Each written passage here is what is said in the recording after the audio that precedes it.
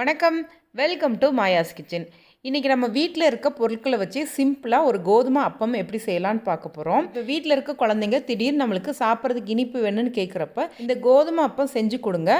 இதோட டேஸ்ட் ரொம்ப நல்லாயிருக்கும். அதே நேரத்தில் சீக்கிரமாகவும் பண்ணிடலாம், ரொம்பவும் ஹெல்த்தியாக இருக்கும். வாங்க எப்படி செய்யலான்னு பார்க்கலாம்.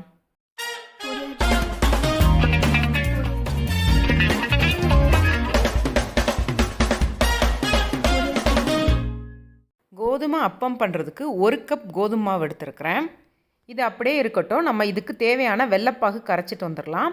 இன்றைக்கி 1/2 கப் தட்டின வெல்லம் எடுத்துருக்கிறேன். இதில் 1/2 கப் தண்ணி சேர்த்து இந்த வெல்லைப்பாகை நல்லா கரைச்சி எடுத்துக்கோங்க. இந்த பாகுக்கு பதம் எதுவும் தேவையில்லை. வெல்லம் நல்லா கரைஞ்சி கொதிக்க ஆரம்பித்தாலே போதுமானது. இப்போ வெல்லம் நல்லா கரைஞ்சிருச்சு.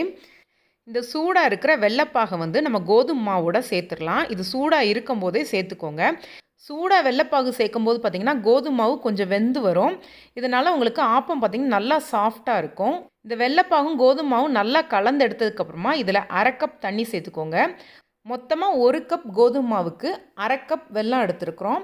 தண்ணி பார்த்திங்கன்னா 1 கப் தண்ணி எடுத்துருக்குறோம். அதில் 1/2 கப் நான் வெல்லைப்பாகுலையும் 1/2 கப் இப்போவும் சேர்த்துருக்குறேன். இந்த அளவு உங்களுக்கு சரியாக இருக்கும். இது எல்லாத்தையுமே நல்லா கலந்து எடுத்துக்கோங்க. கட்டிகள் இல்லாத ஸ்மூத்தான பேட்டராக ரெடி பண்ணி வச்சுக்கோங்க. இப்போ இது அப்படியே இருக்கட்டும். ஒரு 10 நிமிஷம் இதை மூடி வச்சுட்டு அப்புறமா சுட ஆரம்பிக்கலாம். 10 நிமிஷம் கழித்து சுடும்போது பார்த்திங்கன்னா அப்பம் உங்களுக்கு இன்னுமே சாஃப்டாக வரும். இப்போ 10 நிமிஷம் ஆயிடுச்சு. நம்ம சுடுறதுக்கு முன்னாடி இதில் வாசனைக்கு கொஞ்சமாக ஏலக்காய் தூள் சேர்த்துக்கோங்க. 1/4 டீஸ்பூன் கம்மியாக சேர்த்துக்கோங்க. கூடவே 2 சிட்டிகை பேக்கிங் சோடா சேர்க்குறேன். பேக்கிங் சோடா சேர்க்குறனால ஆப்பம் இன்னும் ரொம்ப சாஃப்டாக வரும். இது எல்லாத்தையுமே நல்லா கலந்து எடுத்திங்கன்னா அப்பம் ஊற்றுறதுக்கு தயாராகிருச்சு. மாவோட கன்சிஸ்டன்சி பார்த்திங்கன்னா இந்த அளவில் தான் இருக்கணும். இப்போ நம்ம அப்பம் ஊற்ற ஆரம்பிக்கலாம். எண்ணெய் நல்லா காஞ்சதுக்கப்புறமா மீடியம் ஃப்ளேமில் வச்சுக்கோங்க. இப்போ நம்ம கரைச்சி வச்சுருக்க மாவை கொஞ்சம் கொஞ்சமாக ஆப்பமாக ஊற்றி எடுத்துக்கலாம். நீங்கள் ஊற்றையுமே கொஞ்ச நேரத்தில் ஆப்பம் எண்ணெயிலேருந்து நல்லா மேலே வர ஆரம்பிக்கும். இது எல்லாமே மேலே வந்ததுக்கப்புறமா இதை மெதுவாக திருப்பி விட்டுக்கலாம். பொதுவாகவே இனிப்பு பலகாரம் பண்ணும்போது ஹை ஃப்ளேமில் வைக்கக்கூடாது. மீடியம் ஃப்ளேமில் வச்சு பொறுமையாக சுட்டெடுத்தால் தான் உங்களுக்கு நல்லா உள்ளே வெந்தும் வெளியில் நல்லா பொன்னிறமாகவும் கிடைக்கும்.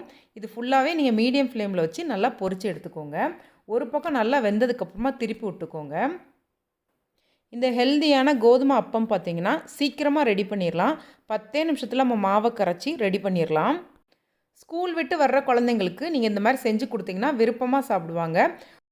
ஒருவேளை நம்ம வீட்டுக்கு எதிர்பாராமல் விருந்தாளிகள் வந்தாலுமே இந்த அப்பம் செஞ்சிங்கன்னா சீக்கிரமாக செஞ்சிடலாம். அதே நேரத்தில் ரொம்ப ஹெல்த்தியாகவும் இருக்கும், டேஸ்டியாகவும் இருக்கும். இப்போ 2 பக்கம் நல்லா செவந்ததுக்கப்புறமா நம்ம எண்ணெயிலேருந்து எண்ணெயை வடிச்சிட்டு எடுத்துக்கலாம். இப்போ சூப்பரான ஹெல்த்தியான கோதுமை அப்பம் தயாராகிருச்சு. இதே மாதிரி நம்ம கரைச்சி வச்ச எல்லா மாவையுமே ஊற்றி ரெடி பண்ணிக்கோங்க.